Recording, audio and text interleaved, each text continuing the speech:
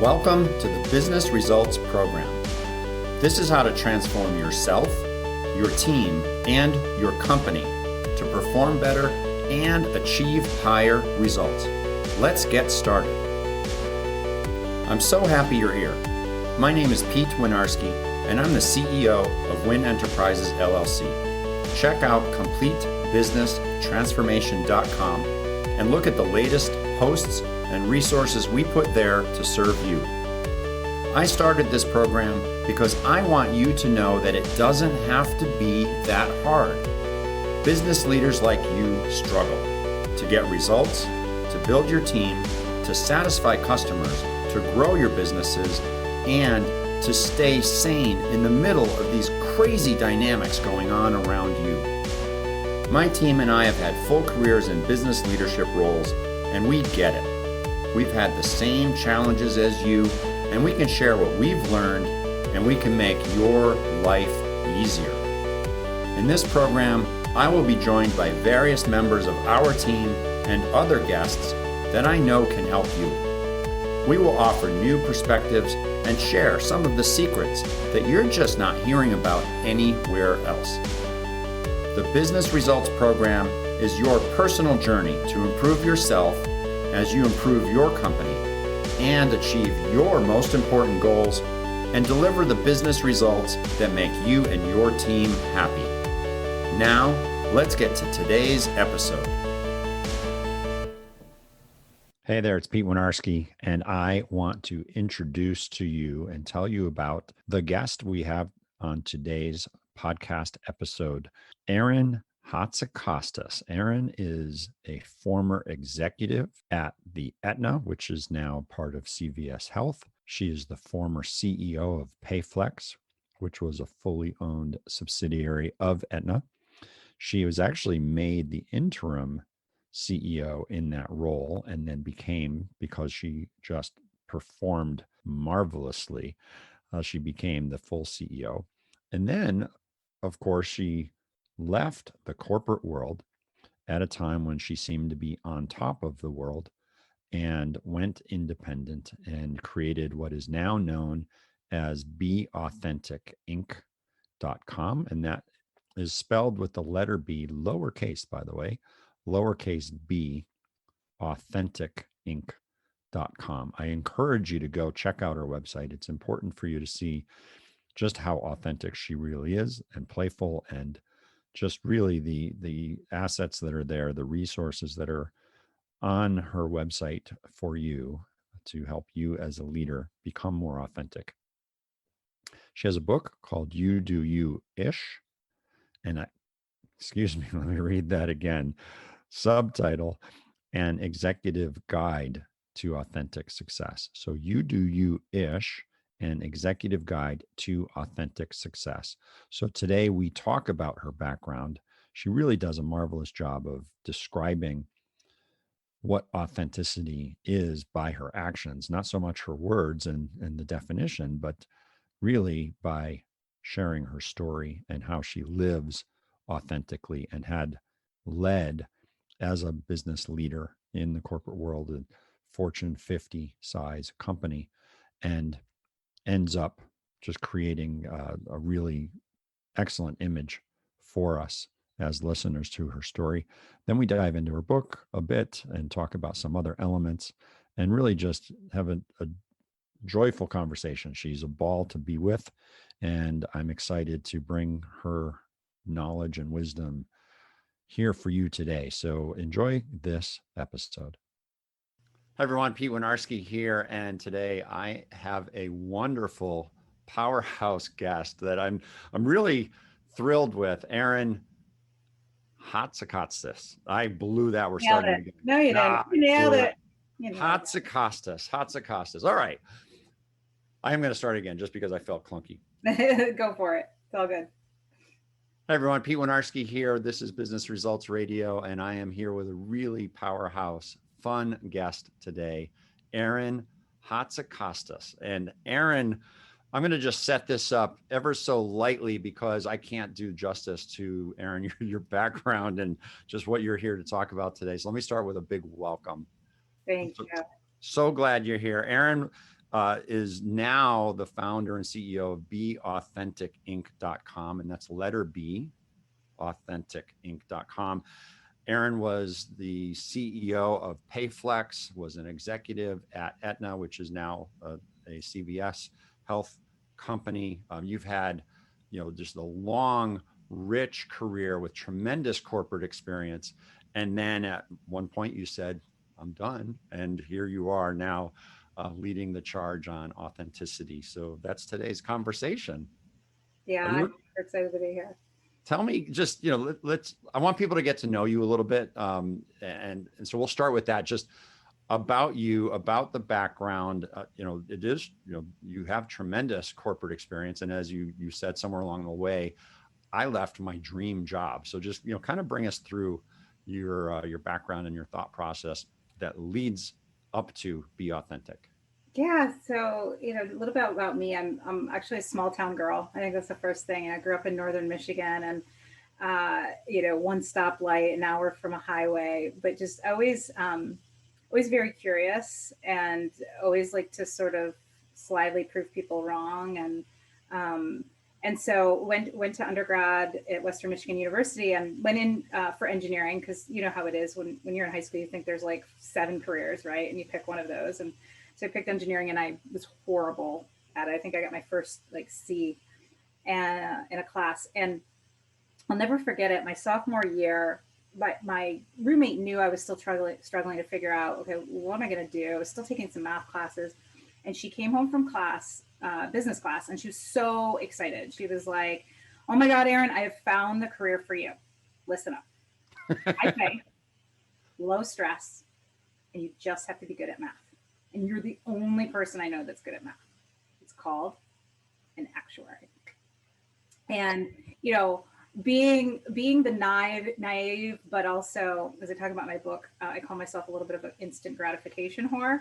I just immediately, I was like, oh, okay. So, this is like 1995. So there's no Googling what's an actuary. How quickly can I switch over to this cool thing, right? This cool thing, right? Cool. Yeah, how cool that profession is. And so I remember, just going to the library and like finding some like off-white, ugly as you would expect marketing material from an actuarial book back in 1995, that all it told you, Pete, was companies that hired actuaries. It would give the company name, their address, and their phone number. That's it. It's so crazy, right? Like no email, no website, of course, we're all that. So long story short, I ended up kind of telling a few white lies, but swindling myself into a job at Aetna. And I just pretended I was already going to be out in Connecticut. You might as well interview me. So that was my white lie. Mm-hmm. And they ended up hiring me into what was a pretty prestigious internship program in their actuarial program. And so I started that out. And why I say swindle is because, and I'm sure a lot of your listeners most know that, actuarial profession requires exams, right? Professional exams to pass, and it depends on when you take them. Sometimes there's 10, sometimes there's 20. And I didn't have any, so that was kind of my swindle, but they took a chance on me. I hadn't passed any exams yet. And I'll never forget, we had kind of professional development days, maybe every Friday or every other Friday. And one of them was a Myers-Briggs test. And I had never heard of that. Again, I'm still a pretty small town girl. I hadn't done I was a math major too, like this personality BS and sociology, like this was all, sort of new to me. Right. And I was excited, right? It was a test that I wasn't going to fail at. And I'll never forget, we were in this huge ballroom, like oversized ballroom. There was only like 12 of us and maybe a few administrators. And they put the results up on like one of those big mega screens you see in a conference. And we're all excited to look, and it was like a matrix. And I just remember looking up, and all I could see was, I'm all by myself. Yeah. I was all by myself. And, and if I could say, just knowing you, the little that I do, the personality that you would guess an actuary would be. I heard that a few times. Opposite, right? I heard that a few times. So I had a different personality.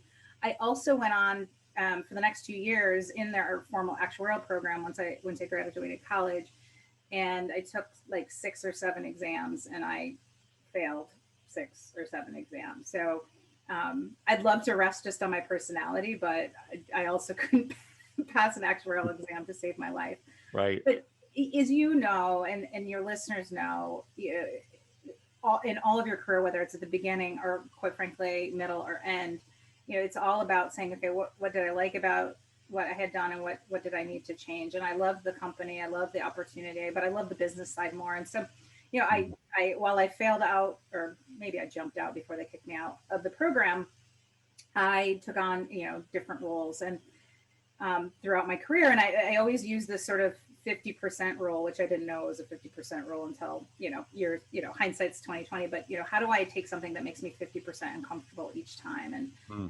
And, was also afforded those opportunities, had great mentors and sponsors that said, I can take a chance on her. Like the time I had an international business development job when I was like 29 and couldn't speak any languages and had no idea what the frick I was doing. So I was afforded a great career. I kind of bobbed and weaved, especially for your female listeners. It wasn't all up, right? It was sort of, it was the ladder, to quote Sheryl Sandberg, but always trying to fill in, not just growth, but I knew I was driven by that challenge, by Mm. figuring out. And every time, this kind of gets to why I ended up retiring, you know, what I would find is, I'm sure people can relate, just when the job, like there's one part of your brain was like, yes, like you finally made it to, I don't want to say autopilot, but right, you become the subject matter expert, the go-to Figured it out. person. You figure it out. And you can, read an email once and respond instead of six times trying to figure out what to say.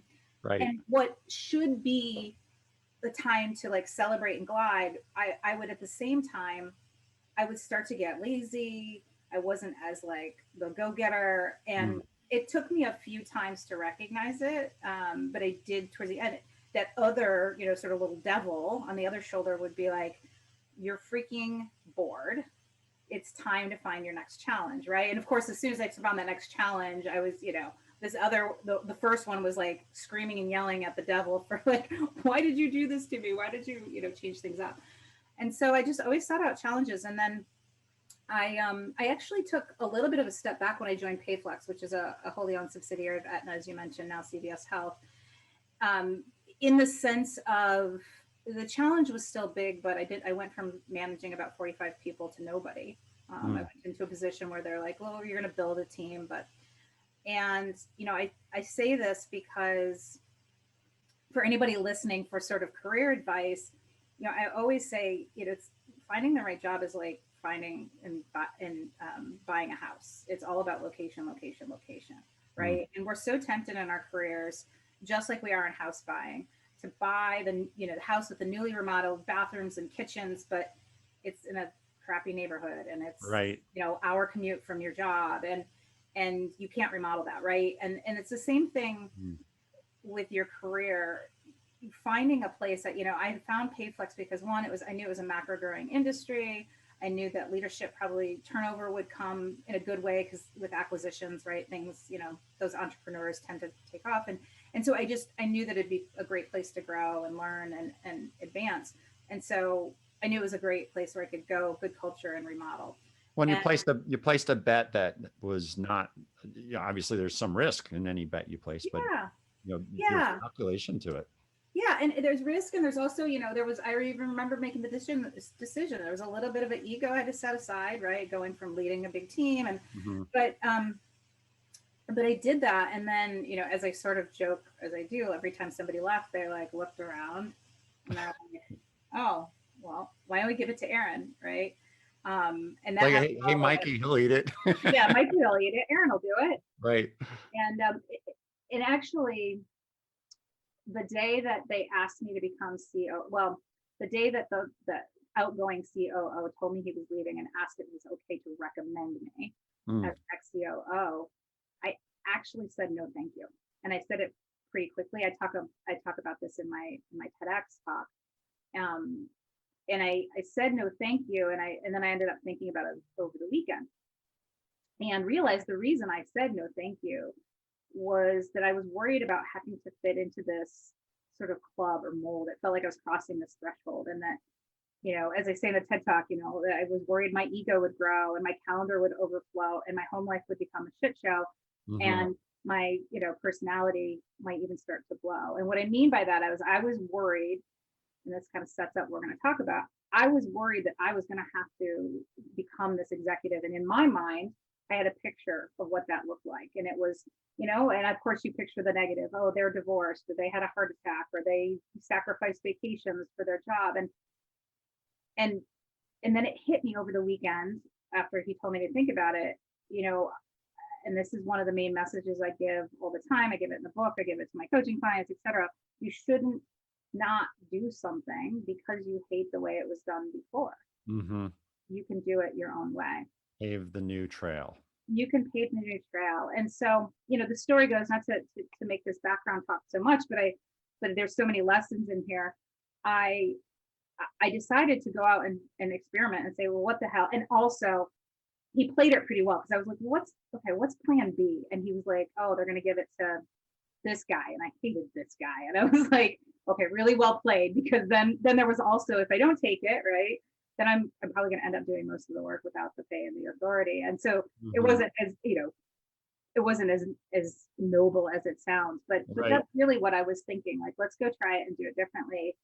And once I got over that threshold, and I think this goes for men too, but especially women that we have this fear that every time we take a step up, there's this compromised calculation, that there's like this inverse correlation between the job and everything else in our life, whether it's family or health or even who we are.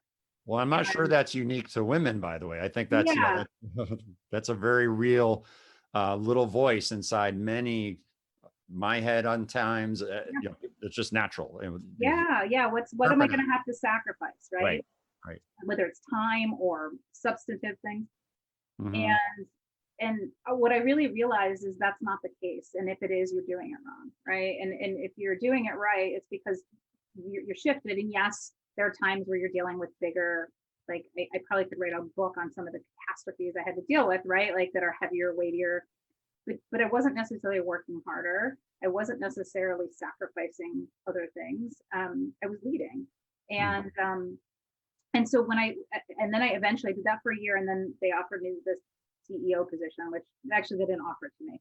The other guy left, and then they said to me, we're making you interim CEO, but we're putting a posting out there to make sure there's not anybody better, which my words, not theirs, but that's what I've heard. And right. And it was at first I was pissed, right? I was like, how dare they? And then I was like, well, wait a minute.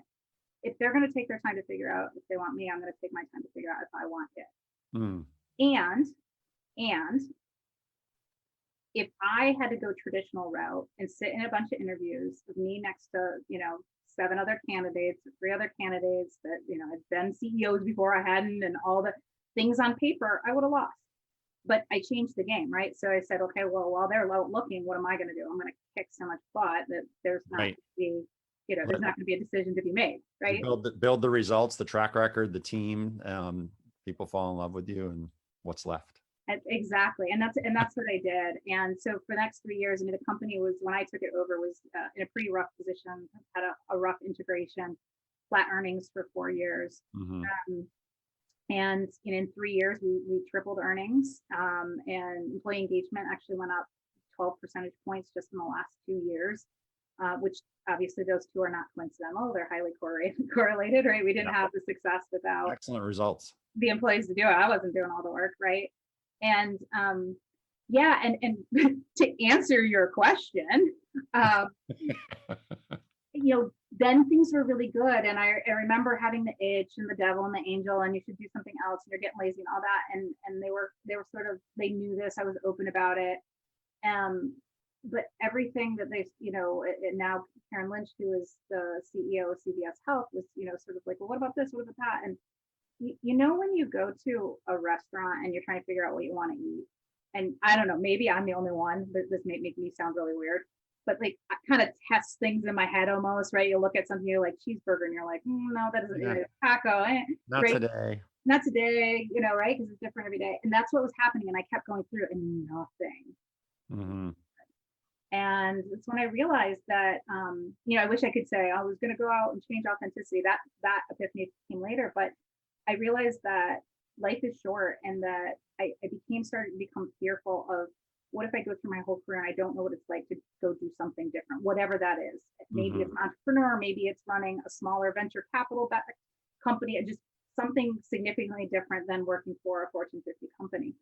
And I was on a plane. I was traveling for business, and I had the thoughts, but I hadn't vocalized them really, right? Because it's like, where do you start, right?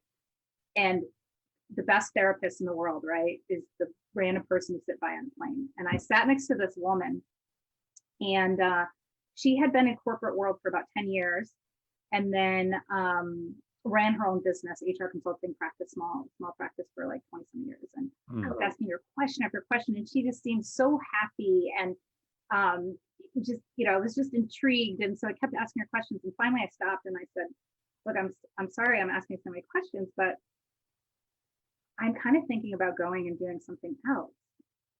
And as soon as it came out of my mouth, Pete, and I heard it, I was like, and It's then I go to her, but that would be really stupid right now because my reputation's at an all-time high. Like, I could, I don't want to say name my job, but like things are really good. And she just looked at me, and she just matter of factly, succinctly, she just goes, who says this is the top? And I bingo. was like, right. And the metaphor came to life in my, right. Immediately I see the mountain ranges, and I'm like, oh my God, I don't know what it looks like from over there. And I don't know what it, the hike, whether it's the flowers or the birds or the, the good and the bad. And that was really the turning point. Random woman, and she's no longer a random woman. We still stay connected. And Oh, good. she's so funny. I write about it in the book, and she says, she sent me a note on how much she loved the book. And she goes, by the way, I still don't remember saying that. I'm like, you totally said it. That's just, when we say profound things, right? We rarely remember them. Everybody else is like, repeat that. And we're like, huh? I get it. I've had people say that to me. Oh, you said something so profound that it changed my life. I'm like, me? What? How? When? Did that come? I'm Yeah. like, we were just in a random, general conversation.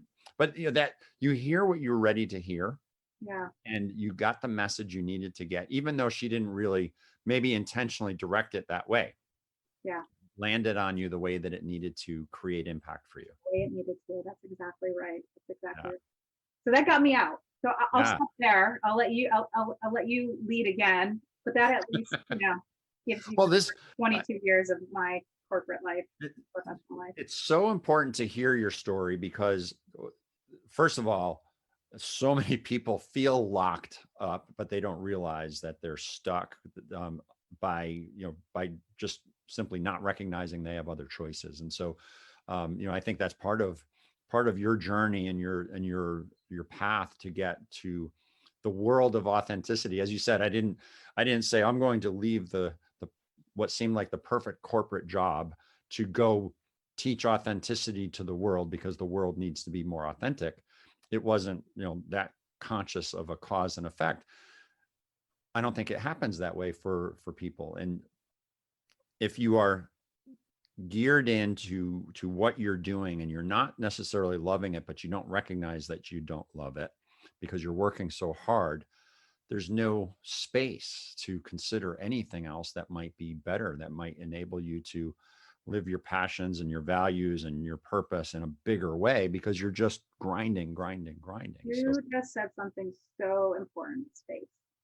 So yeah, I didn't even there it is space, again. so profound. Remember what you said to you? It was profound. You said space, and I see that because I think what's semi unique about my story. I don't want to say I'm the only one, but I didn't leave when things were bad, right? Like I didn't have a death in the family. I wasn't, laid off. I didn't have a medical condition. I left when things were good, but I also left, which is very unlike me. I mean, I did have a plan. So at first I thought I was going to start this software company, but you know what happened when I had all these buckets of things I could do. This is important too. One of them was sort of career and leadership, which is the space I'm in. But I very quickly poo-pooed it because I'm like, there's too many people in that space and I hate being normal. And like, I don't want to be a dime a dozen, right? Like, and there's already a bunch of people like, I'll get bored. I'm a businesswoman, like that'll. but here's what happened when I announced my retirement, because technically I've done the company so long, I retired at the age of 44. And the common thread through almost everybody was, we're going to miss your authentic leadership. Mm. And what was interesting about that wasn't that they called me authentic. I wasn't like, oh, who, me? Like, that made sense, although it wasn't a badge that I had been pinned with necessarily on a regular basis before that. But I also, in my career, had had many times, especially towards the end when I was having this great success, that I felt like, why is it so much easier? It seemed so much easier for me. And I'm not saying it's easy, but back to the whole sacrifice and compromise, I would look around at my peers and I felt like they were giving up vacations because some, system collapsed, or they were moving their family. I have a good friend that moved their family, 3 times in like 4 years to take on new roles. And I was like, nope, not leaving Connecticut. And so when I heard this authentic leadership, I remember literally going, wait a minute, was that the thing?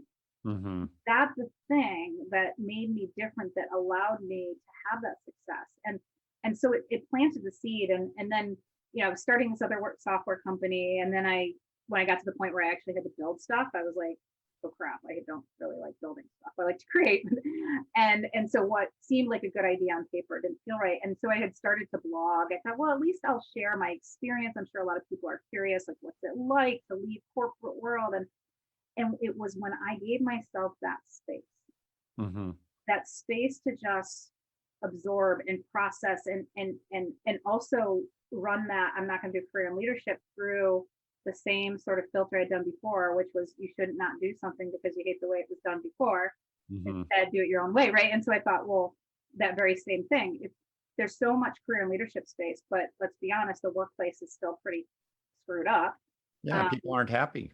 There's something missing. And so, that's when it wasn't like a lightning bolt, but I would say it was, a couple of months where I kind of started to put the pieces, because I had space, had breathing room, put the pieces together that said, not only people calling me authenticity, but I think that was the thing that not only gave me success, but it gave me success without sacrifice, or, career without compromise.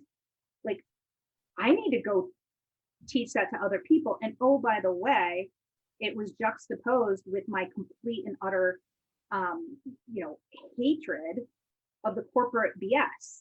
And I thought, I have all these friends that are so miserable and dealing, and I dealt with it too, but like I cut through it a lot more. And, lack of diversity and burnout. And I thought, well, it doesn't have to be like that. So if I can not only help individuals, but help companies understand that you can kill 2 birds with 1 stone, like, I am probably put on this earth to go do that. And that's what I'm doing. Right. And there's a certain level of you leading by example, which makes the impact around you that much greater, because it's not just philosophy and here's the theoretical approaches. It's just, it's back to, I'll steal your phrase, you doing you. And I want to get into you do you-ish, which is your book. Where did that come from in the timeline here? Because here you are, you recognize, all right, I'm out, leaving's the right thing. Oh, light bulb moment, authenticity is a connecting point for me. So now let's lean into that and see where that goes. And now you've got, of course, the TED Talks and the books and the coaching clients, et cetera. So you're doing a whole lot of work in this area. Where did the book land in there? What did you wake up one day and say, I got to write all this down and put together, I got a few hundred pages in me. Why not? It's funny. First of all, I mentioned I was a math major, right? So, like, book was not in my vocabulary for most of my life, right? Like, I remember having to write papers in college and just like putting sticky notes on my thing, like, today, write 2 pages, right? And I'm like, oh, I'm gonna write 2 pages. What happened though, I would say intellectually about a year in, I thought, I'm gonna have to write a book at some point. Like, that's just, part of the thought leadership. And actually my business coach, I remember bringing it up, and she's like, okay, Erin, but like, slow, you've got a lot going on. And yeah, I know. And then 2 things. One, it just kept, it was on my heart. And then the pandemic hit too. And the way I describe that book is, it was like a gremlin trying to crawl out of me. Like, And I think a lot of people that have written, that is the best time when you're like, intuitively, you're like, I got other things going on and maybe this isn't the right time. But when it's just like, it feels like this gremlin trying to poke out, it's time to write. And I remember I hired a book coach, and we got together like every other week, and it was like a month in, and she's like, Jesus, Erin, like you are writing like a freight train. Um, but also, even though I was writing quickly, the book also forced me to slow down, if nothing else, because I can only type so fast. And back to your Mhm. comment about space, it, going into it, I of course was going to talk about authenticity, its power, and everything. But I had a lot of epiphanies while I was writing that, and I think the biggest one, which sounds really silly and it might sound small, but it's actually really important, is that I realized when I was writing it that I hadn't just given myself permission to be authentic. I had subconsciously at the time, now maybe a little bit more consciously, purposely used authenticity strategically as my secret weapon. And I always talk about like authenticity is not simply being yourself, and it's not about you. If you use it right, authenticity is actually about connecting with others and Mm. making a fast past connection, building trust more quickly.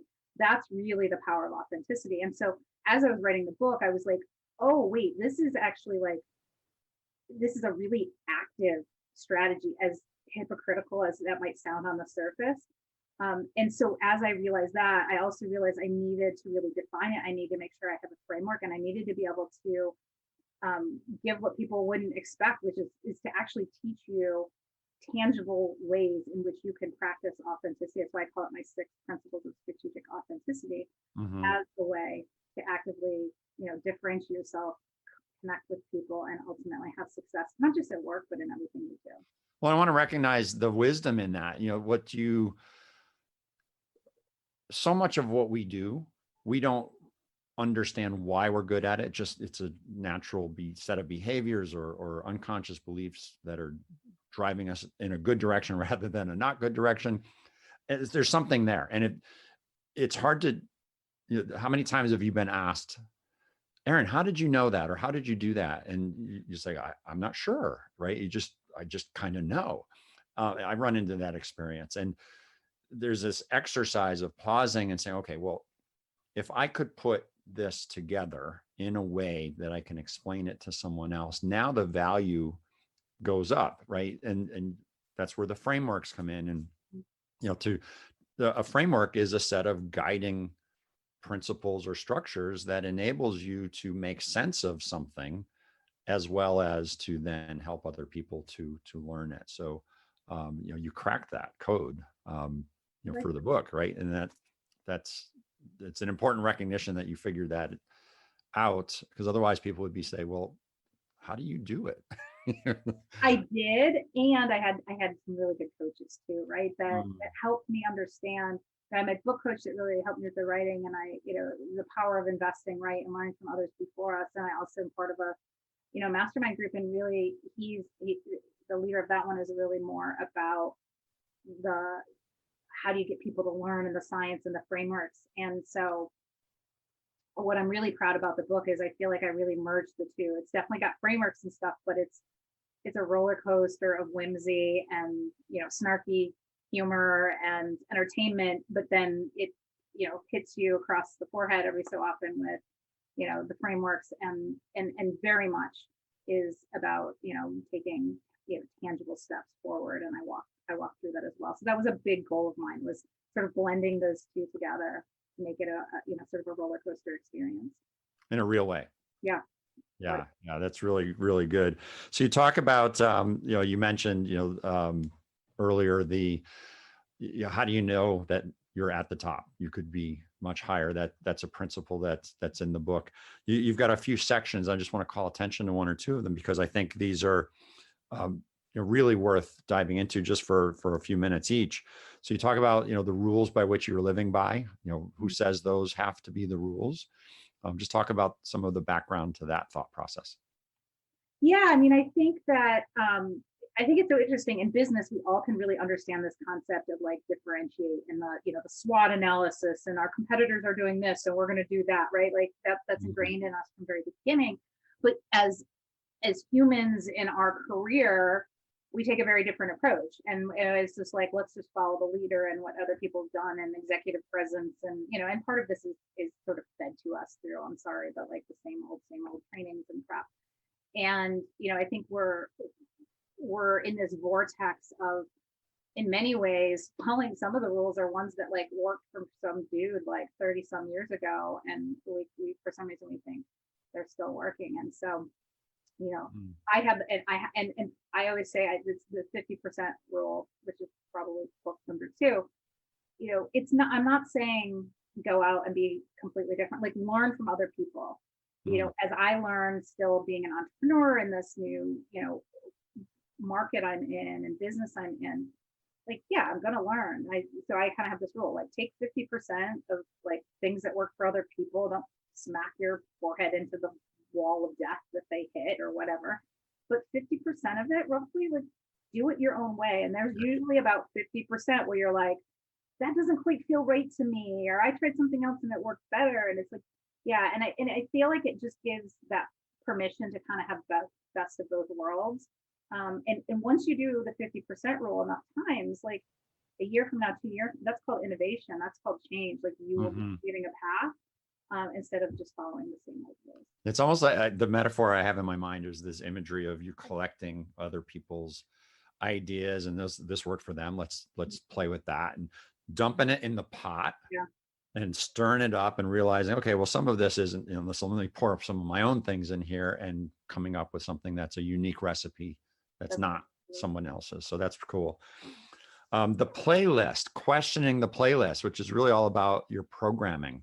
yeah, I love this because, obviously in our, just in general, like the way that we as humans behave, so much of it is on autopilot and we don't really think about what we're doing. And that autopilot is our playlist, the programming that we've adapted, we've chosen to own consciously or unconsciously. And obviously, if you want to change the playlist, you have to make some conscious choices. So talk through that.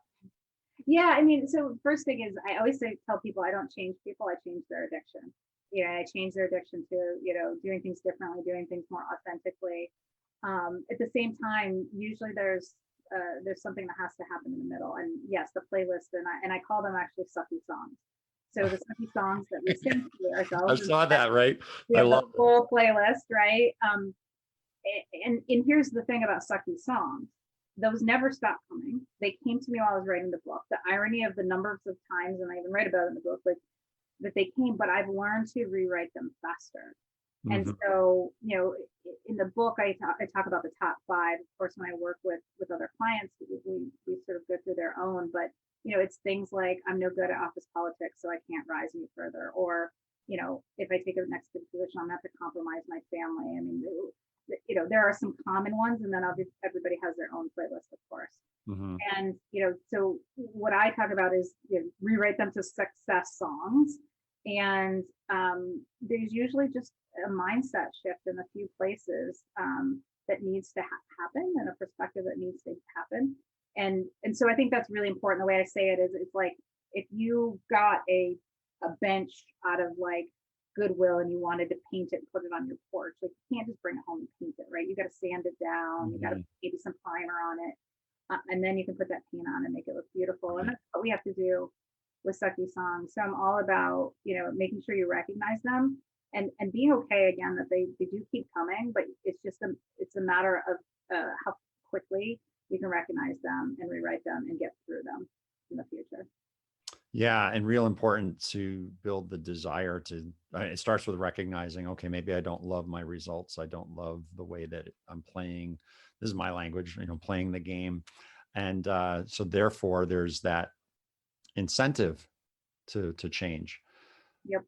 How Yep. many people have you worked with, or you've got kids in school? I've got two teen boys, and they're just seeing what is obvious to a parent. It's like, oh man, if only, right? If you did X, Y, Z a little bit differently, and they have to bump into something, some struggle that makes them turn on and say, man, I don't like this. I want to do something differently. And then suddenly the conversation changes where they're open to it. Do you find that that's true in changes, their frequency changes, like the metaphor is real, right? Like it's not just songs, but so many people, it's just the frequency at which you're vibrating. And if you can start to rewrite those, you can also if you can recognize like what motivates you. Like for me, it's challenge. Like I always say, it's about taking the frequency from here and just, getting it up here. And once you get it up here, it usually transcends work and all parts of your life as well. Yeah, I mean, you've got the playing with the song, metaphysical, physical, physical. Yeah. But I love that, and I'm wired very similarly in terms of my root beliefs to all of that as well, and I fearlessly use language like that, and let's vibrate at a higher level, et cetera. So, you are free to use that language. Awesome. Full permission, ex corporate person, you. Yeah, awesome. Love it. So, I want to just tie a bow around this in some way.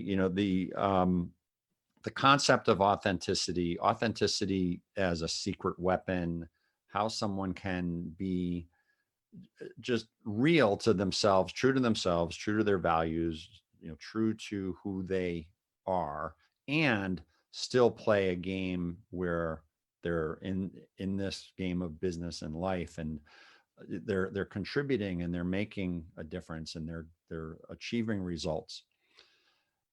If there was one bit of advice that made like heads and shoulders above the rest, what's that one thing that you would want to tell the audience? Yeah, I mean, I think that, again, my belief is that authenticity is much bigger than just simply being true to yourself and being yourself. It's about connection. And one of the cheat sheet. So I have 6 principles, and they stand for humans: humility, being unexpected, modeling, adapting, narrating, and sparking. But if you said, okay, what's the cheat sheet of how I do this? It's simply always thinking, what would that person want on the other side of this, and doing that instead of doing what they think I should do. So an example, I got an award virtually like a month ago, and there was acceptance speech after, and it was sort of like, are people probably getting a little bit bored of like the same stuff? And so, I gave mine differently. I like made fun of myself like 7 times, and told a story. And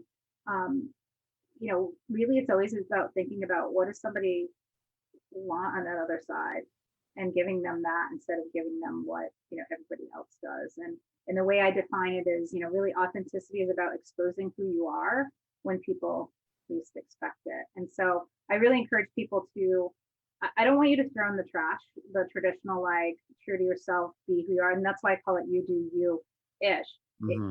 The definition is actually, the root word is authenticos, which means to be genuine, but it also means to be original, and it means to be authoritative. And so I think if you can really sit in and subscribe to this more nuanced definition, you'll also realize then it's also a much more powerful concept. And so I just encourage people to buck the norm, to think about what other people want, and to keep exposing things that people aren't really expecting them to do. And that's going to just create this incredible connection, trust, and you're just going to be amazed at the results.